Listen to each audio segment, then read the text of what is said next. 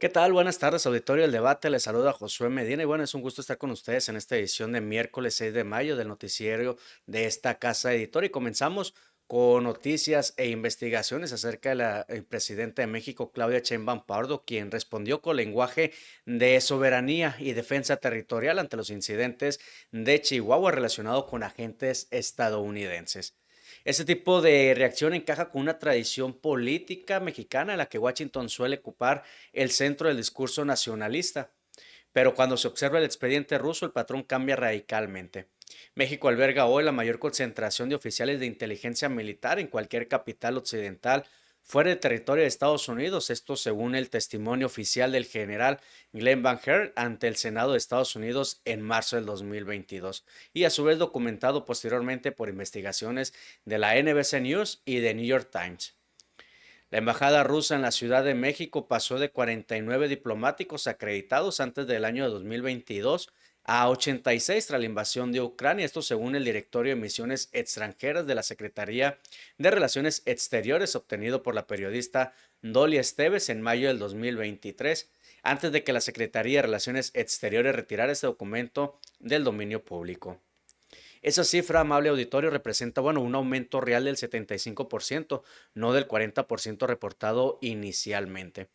Los 37 nuevos diplomáticos autorizados por México llegaron en el momento preciso en que más de 600 oficiales rusos eran expulsados de capitales europeas y de Washington tras la invasión. Tras presión estadounidense, México aceptó en 2023 que Washington revisara las nuevas solicitudes de acreditación rusas y rechazó algunas.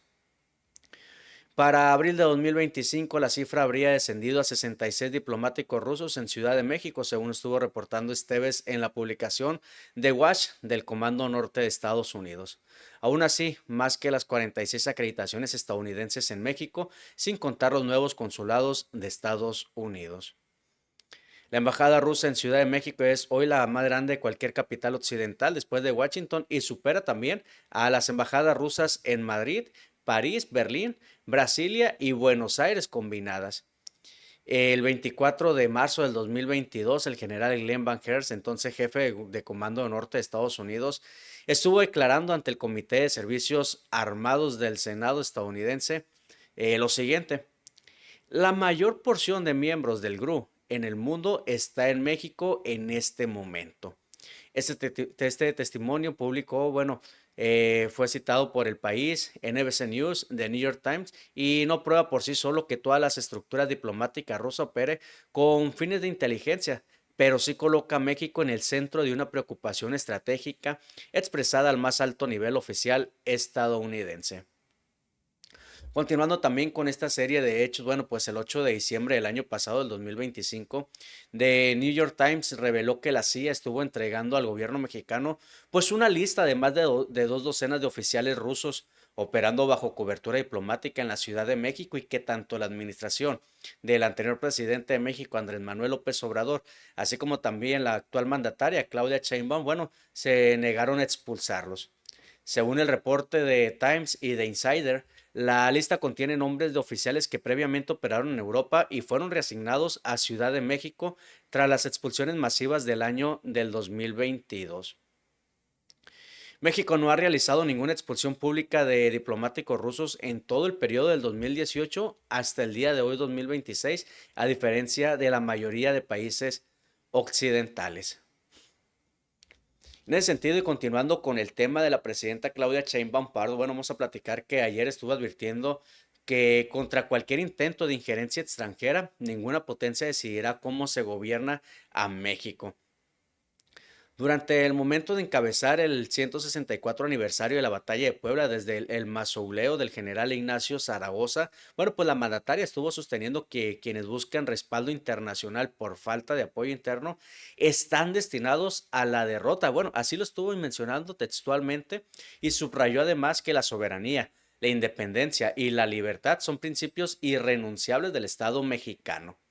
Somos un pueblo que ama su libertad, su independencia, su soberanía y estamos dispuestos siempre a defenderla, estuvo complementando Claudia Sheinbaum Pardo durante esta ceremonia. Ante elementos de las Fuerzas Armadas y Ciudadanía, Sheinbaum también evocó el legado del presidente Benito Juárez para reforzar su postura. El triunfo de la reacción es moralmente imposible. Con ello, vinculó la resistencia histórica frente a la intervención extranjera con el contexto político actual. La jefa del Ejecutivo también dirigió un mensaje a Estados Unidos y recordó la relación histórica entre Juárez y Abraham Lincoln, pero dejó claro que la cooperación bilateral, bueno, debe darse bajo respeto mutuo. Las declaraciones de Claudia Sheinbaum ocurren en momentos de tensión en la relación bilateral luego del escándalo por presuntas operaciones de la CIA en el estado de Chihuahua y también los señalamientos de Estados Unidos contra 10 funcionarios y exfuncionarios de Sinaloa, entre ellos el actual gobernador con licencia Rubén Rocha Moya. Por su parte, para el analista Carlos Ramírez, los casos de Rocha y la CIA en Chihuahua son expedientes directos del presidente Donald Trump. Claudia Sheinbaum también estuvo confrontando con el presidente de Estados Unidos un momento en el que México necesita un acuerdo político primero y también comercial después. Estuvo abundando el columnista también para esta casa editora El Debate. Pues así está la situación, ¿no? Con lo que se está viviendo con respecto a Claudia Sheinbaum y estas relaciones que se están volviendo pues ya un poquito tensas. Por su parte, desde la Embajada estadounidense en México, bueno, tomó nota de la presentación de cargos penales por parte de la Fiscalía Federal de Estados Unidos para el Distrito Sur de Nueva York en contra de Rubén Rocha Moya, ahora gobernador con licencia, y otras 9 personas más.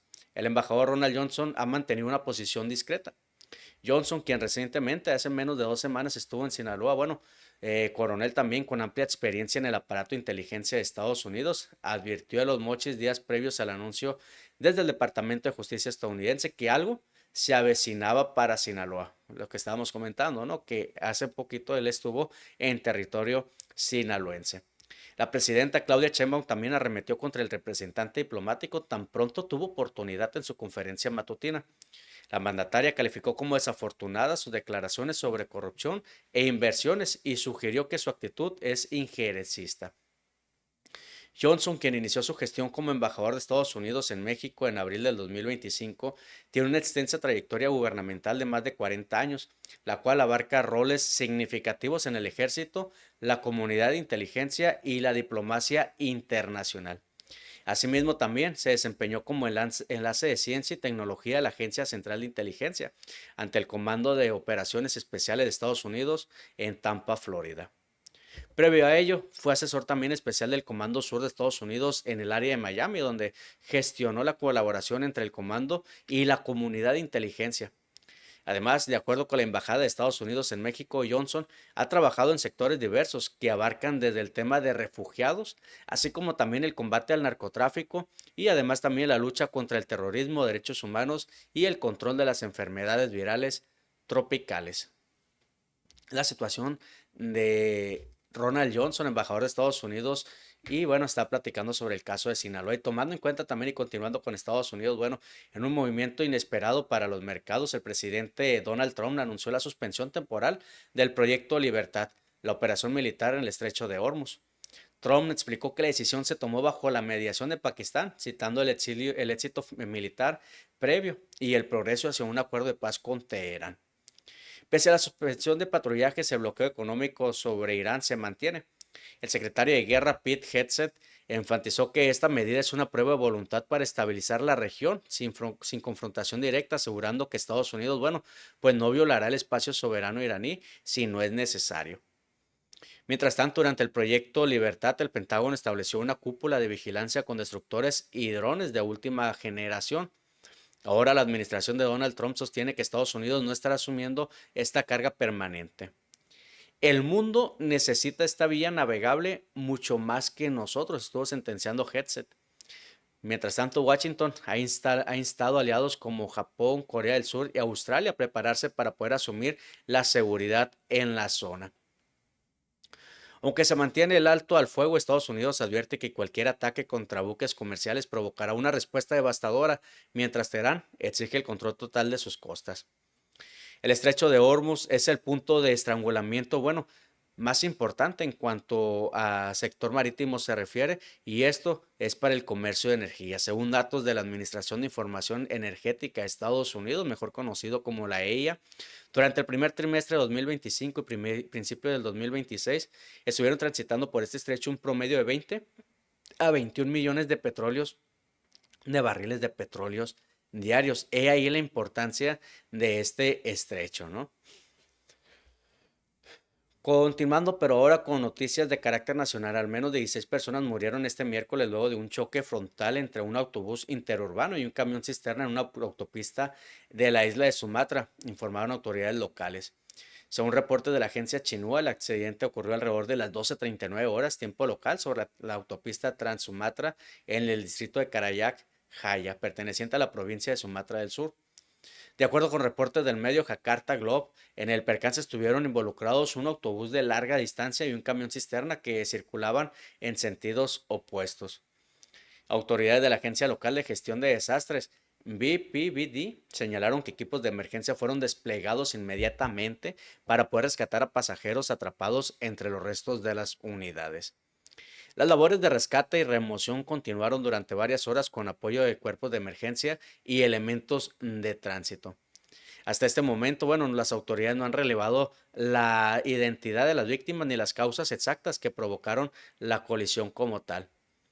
Las investigaciones continúan para poder determinar cómo ocurrió el impacto frontal entre ambas unidades en esta importante vía de comunicación en Indonesia.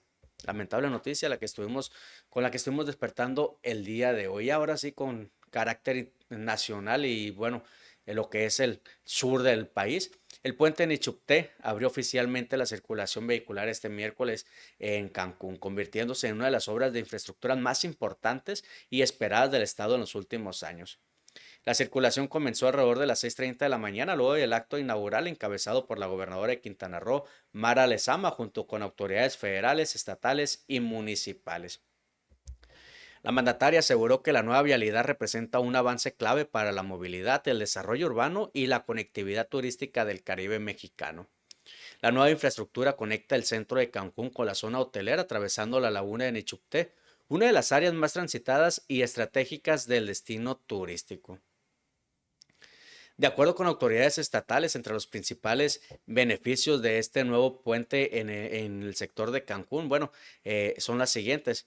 Principalmente es la reducción significativa en los tiempos de traslado. Posteriormente también se benefician con menor saturación vial en cuanto a accesos a la zona hotelera se refiere. Además también hay mejor distribución del tránsito turístico y local. Y bueno, por si fuera poco también apoya y hay un impulso económico y turístico para lo que es esta región. Por su parte también, ahí podemos complementar que es una infraestructura adaptada con carriles reversibles y espacios también para ciclistas que circulen por esa zona. He ahí los beneficios de este nuevo puente que se ha inaugurado en Cancún, mejor conocido como Nechupté.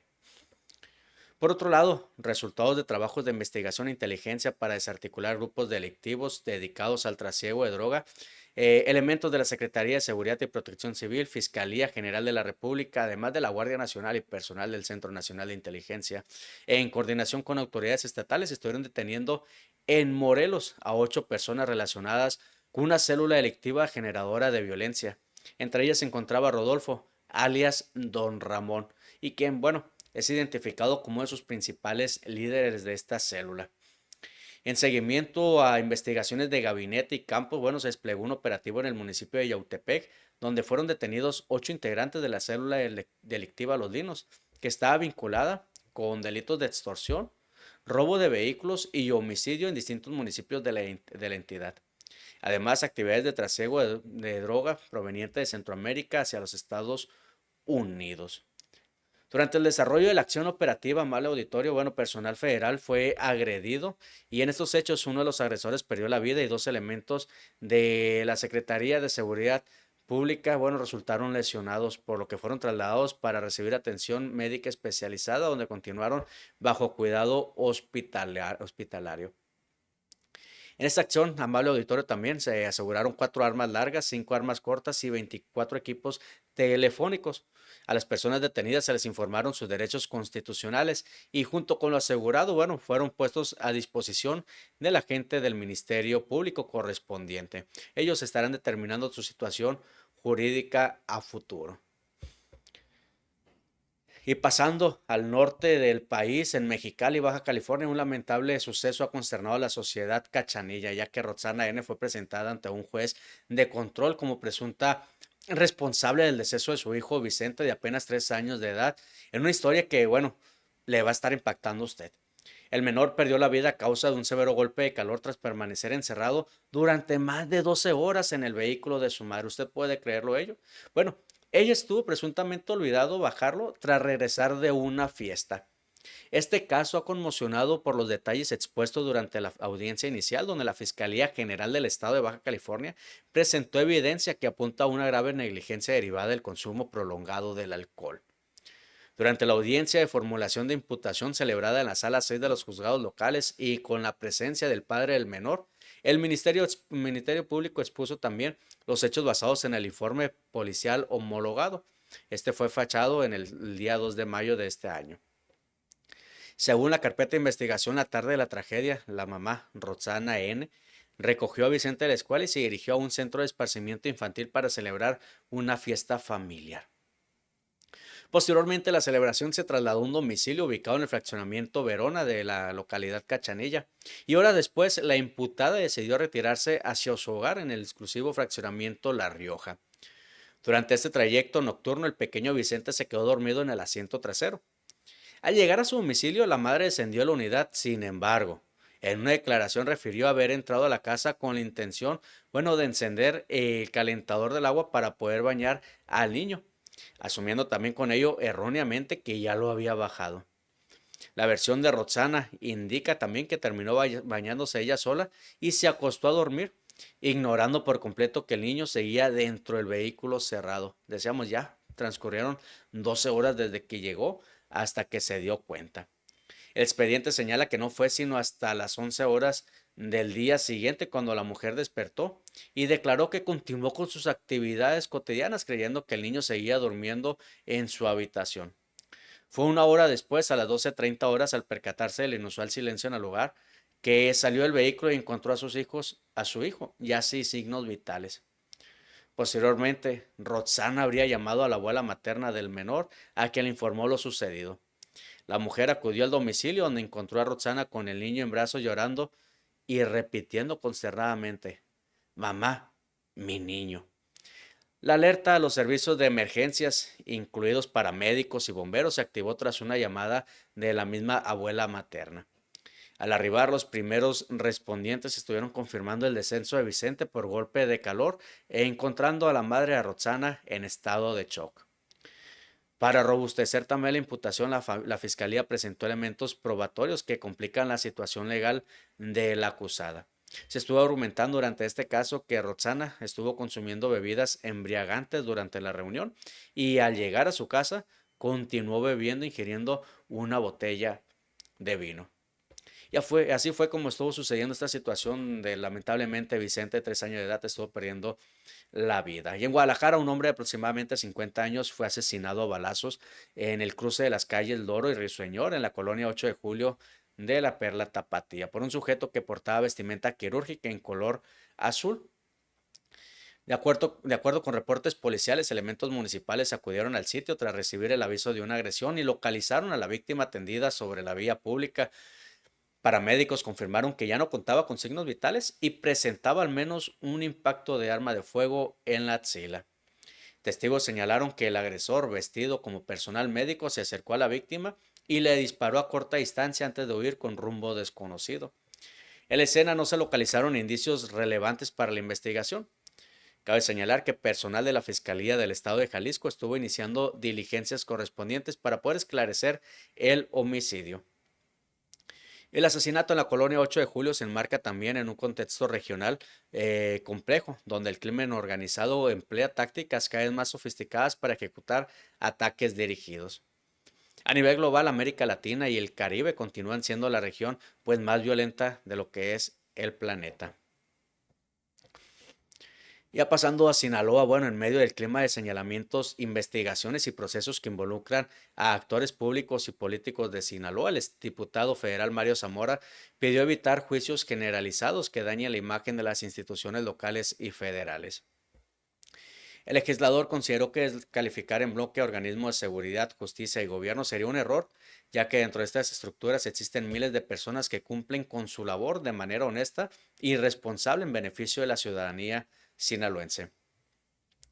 En ese sentido, querido auditorio, bueno, expresó su respeto a las fuerzas federales, el ejército, así como también la Marina, la Fiscalía General de la República y la Unidad de Inteligencia Financiera, así como la Fiscalía General del Estado de Sinaloa y a las corporaciones policiales estatales municipales.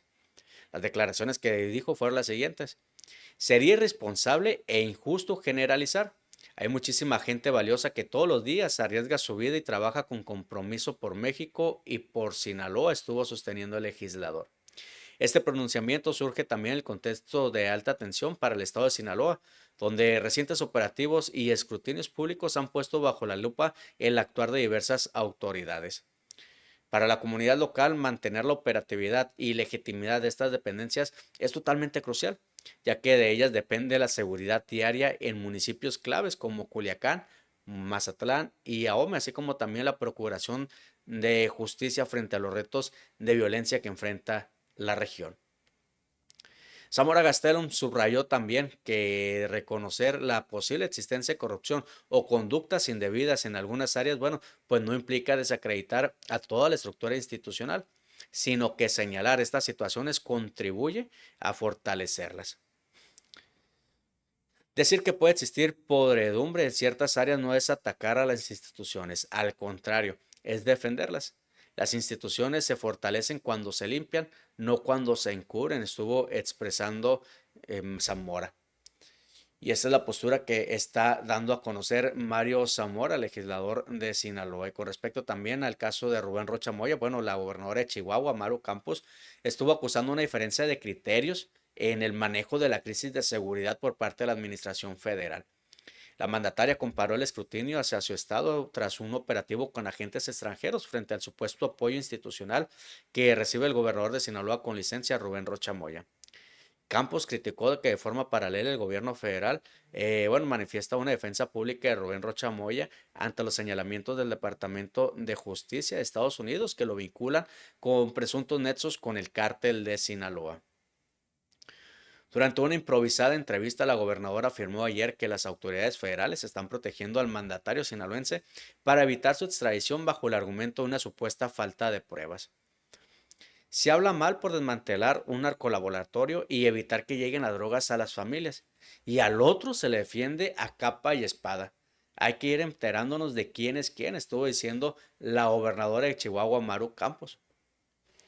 Además, también estuvo calificando el trato como una doble vara de Morena, pues su gestión enfrenta, bueno, presencia constante por realizar labores de seguridad, mientras que el Ejecutivo Federal respalda al gobernador de Sinaloa, Rubén Rocha Moya.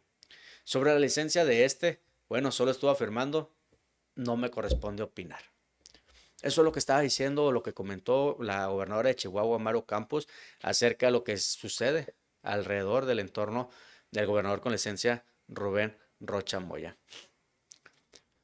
Por lo pronto, se ha escuchado que en la capital sinaloense hay muchos retenes que, bueno, muchos están en contra, ¿no? Bueno, los retenes militares instalados en diversos puntos estratégicos de Culiacán no solamente han colapsado la movilidad diaria, sino que tampoco han logrado contener los ataques armados.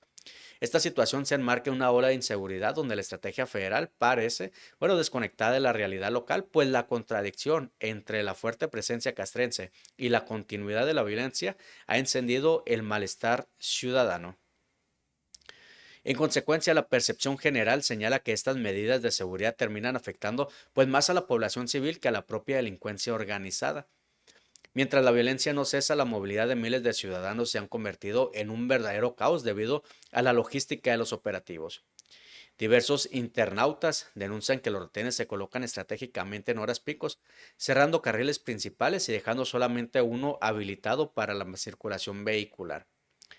La mayoría de las revisiones se enfocan en motocicletas también, que se hacen largas filas de automovilistas y bueno, que avanzan a vuelta de rueda, acumulando también retrasos significativos y frustración de los propios conductores. Los reportes ciudadanos han identificado puntos críticos que se han dado congestionamiento vial demasiado fuerte, ¿no? Tal es el caso del Seguro Social de Lumay, donde el tránsito ya complicado por naturaleza. También destacan los bloqueos en la avenida Álvaro Obregón a la altura de los Alamitos, con filas desde la colonia 6 de enero y el puente de Aquiles Cerdán, donde se inhabilitan casi seis carriles. Ante este colapso vial y la continuidad de los ataques, Culiacán, bueno, pues sigue atrapado en una estrategia de vigilancia que a su vez luce desgastada y requiere soluciones efectivas. Y estas mismas la están exigiendo los ciudadanos de la capital sinaloense. Mientras tanto, la gobernadora interina de Sinaloa, Geraldine Bonilla Valverde, dirigió un mensaje a la ciudadanía sinaloense en el que destacó las acciones emprendidas por su administración desde el pasado 2 de mayo, enfocadas en mantener la estabilidad institucional, además también de fortalecer la coordinación entre poderes y atender las principales necesidades sociales del Estado. La mandataria estatal aseguró que su gobierno ha trabajado de manera permanente y responsable en los temas prioritarios para la población, subrayando que la gobernabilidad y la atención directa a las demandas ciudadanas, bueno, pues constituyen el eje central de su administración. Desde el pasado 2 de mayo hemos estado trabajando de manera permanente y responsable los temas que más preocupan a nuestra gente. Estamos concentrados en mantener la gobernabilidad, además también de fortalecer la coordinación institucional y seguir atendiendo las necesidades reales del pueblo de Sinaloa. Estuvo comentando Bonilla Valverde, quien se encuentra ahorita como gobernadora interina del estado de Sinaloa, y además informó que sostuvo una reunión con presidentas y presidentes municipales, así como representantes del Poder Judicial y del Poder Legislativo del estado. Esto con el propósito de poder reforzar la coordinación institucional. Asimismo, estuvo indicando que el trabajo conjunto entre los distintos niveles y poderes de gobierno permitirá consolidar la estabilidad política y social en Sinaloa. Esto fue lo que estuvo comentando Geraldine Bonilla durante declaraciones que dio de banqueta a los medios de comunicación. Mientras tanto, el senador de Morena por Sinaloa, Enrique Insunza Cázares, anunció que no estuvo acudiendo o no acudió a la sesión de la Comisión Permanente del Congreso de la Unión en medio de la crisis política que enfrenta el Estado tras las acusaciones del Departamento de Justicia de Estados Unidos contra funcionarios sinaloenses por presuntos vínculos con el narcotráfico. Esto se dio mediante un mensaje publicado en su cuenta oficial de X, anteriormente conocido como Twitter, ¿no?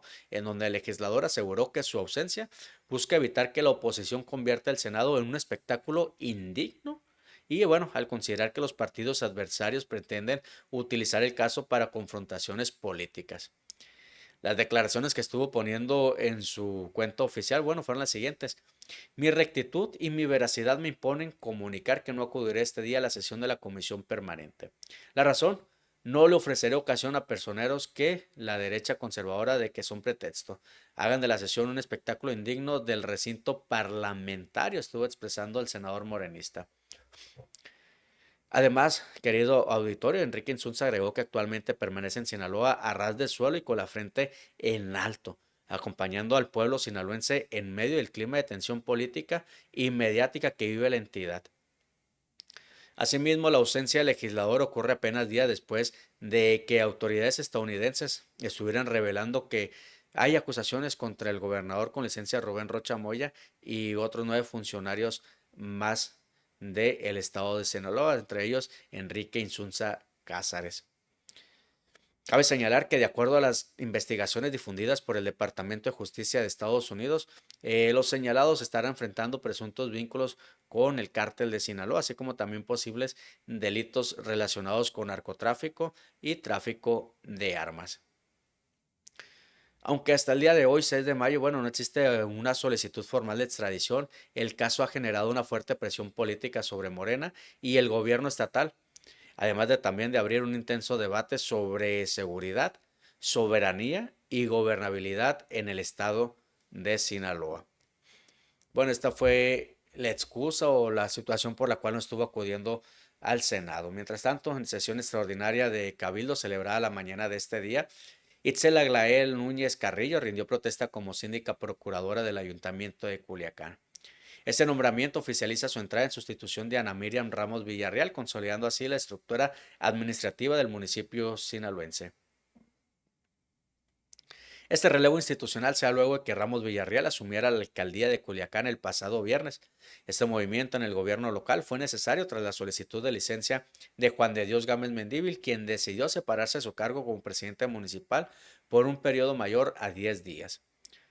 Durante su mensaje inicial, Núñez Carrillo estuvo expresando que asume esta responsabilidad con alto sentido de compromiso hacia las y los ciudadanos de Culiacán.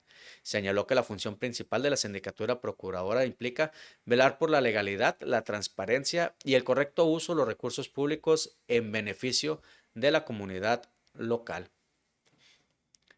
Asimismo, aunado a todo ello, también la nueva funcionaria estuvo destacando la importancia de poder escuchar y dialogar con responsabilidad frente a los retos del municipio. Subrayó que su prioridad será desempeñarse con honestidad, apertura y absoluto respeto a las instituciones, siempre dentro del marco de la ley para mantener la confianza ciudadana. Finalmente se estuvo comprometiendo ante las y los regidores presentes en el cabildo a conducir su labor con estricto apego a la legalidad.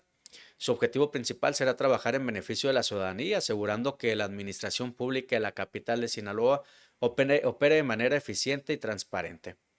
La figura de la síndica procuradora es fundamental para el equilibrio de poderes dentro del gobierno de Culiacán, ya que actúa como representante legal y controladora también interna del municipio. En tiempos de transición política, este cargo garantiza que los servicios públicos, la vigilancia del supuesto también y del presupuesto y la rendición de cuentas continúen operando sin interrupciones para todos los habitantes de la región. Y haciendo un análisis o recapitulando, bueno, el día 5 de mayo se consolidó como una de las jornadas más violentas a lo que va del mes de mayo, dejando un saldo de 4 asesinatos y múltiples ataques armados. De acuerdo con los registros oficiales de la Fiscalía General del Estado, la capital sinaloense experimentó un repunte significativo en denuncias por delitos de alto impacto. Esta situación ha generado alarma entre los habitantes locales, quienes observan con preocupación el deterioro de la seguridad pública en sus comunidades.